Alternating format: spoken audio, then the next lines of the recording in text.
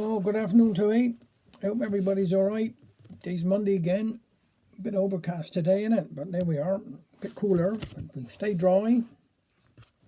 End of lockdown tomorrow, I believe, innit? And Wednesday, well, shops will be open. A lot of shops will be open. Be good for us down here. Be able to get bits and pieces done.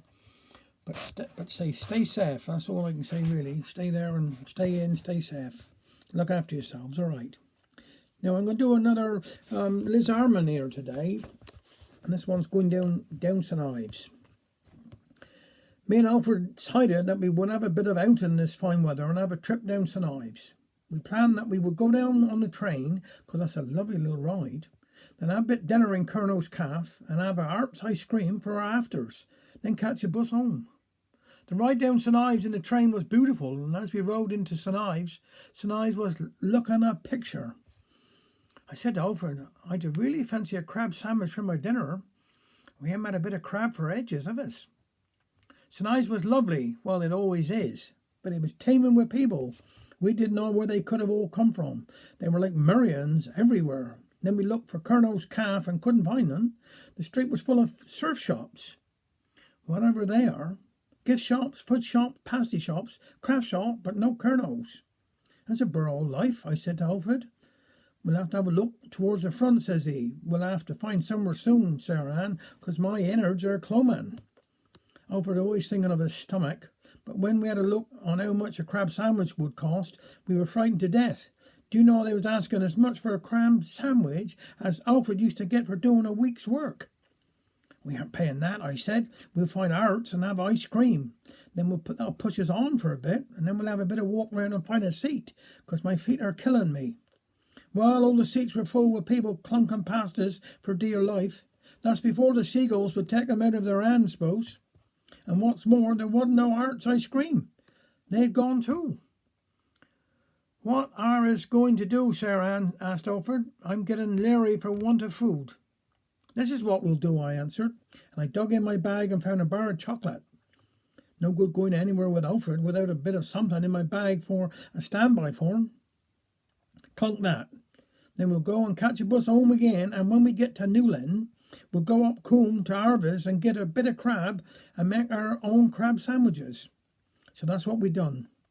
Our stomachs were barely grumbling by the time we got home, and a dish of tea went down some rich.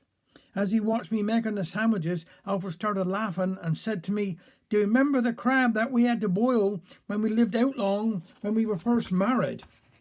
I shall never forget that, boy, I said.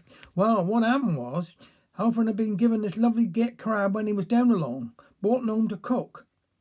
We put the water on the slab to boil. We only had a slab in these days, and when it was boiling, Alfred dropping in. Now, I know that Alfred always was a get tender-hearted beauty, and I wasn't surprised when he said to me, Sarah Ann, I don't think I can stay here while that's cooking. Shall we go down upon the cliff for a bit of fresh air for 20 minutes or so? While we were down the cliff, his cousin Tommy come along. What's up, he asked. What are you here this time of day? So we told him how we hadn't want to stay in his heart up to the death rattles of the crab boiling. He offered then to go in when he passed our house to make sure the water in the pan wasn't boiling over.